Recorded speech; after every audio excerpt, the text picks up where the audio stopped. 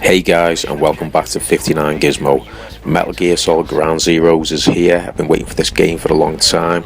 Can't wait for the Phantom Pain. But we've got this to tide us over until that game arrives, which I think it's going to be next autumn, September, just before Call of Duty and the big games come out. Your Halos and things like that, so they're going to get out before then, I think. But it is enjoyable from the start to the finish. Quite possibly the best visuals on PS4 and Xbox One up to date. It's really amazing looking game. 60 frames a second, 1080p on the PlayStation 4, 720p on the Xbox One. Now I'll come back to this in a bit.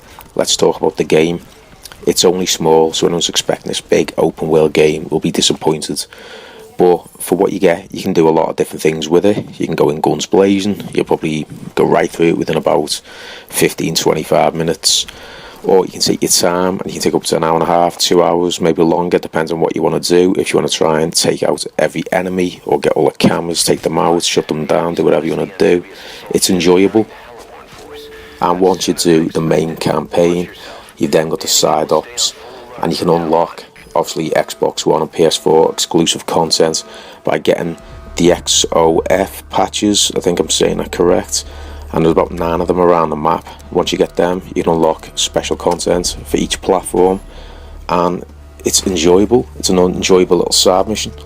So let's talk about the differences between consoles. Now, the Xbox One will output at 720p, the PlayStation 4 will output at 1080. So what you're going to get there is just more high resolution in the image on the PlayStation 4. So backgrounds, it will be a lot more crisper when you're looking into the distance, but on the Xbox One it will be a little bit more softer. But guys, they both look really good, and you're not going to notice like a massive difference. It's just a tiny little bit difference, and I've seen them both obviously side by side.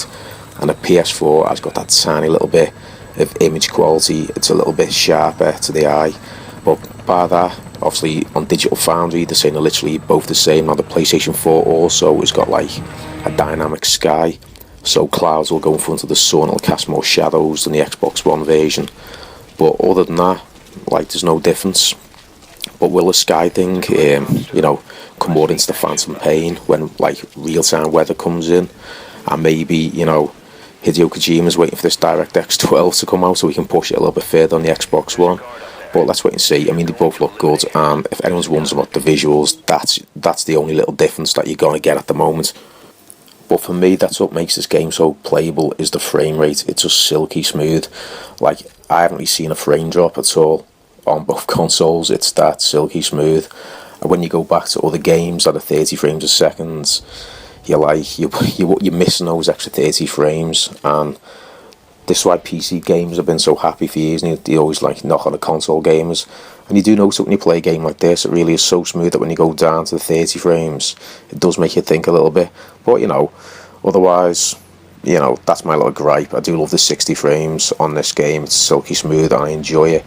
But what I'm going to score this game, now obviously it's a little game, it's only 2 hours plus long with the side up missions, but I'm going to give it out of 10 8.5. I think it's really enjoyable for what they've done with this game.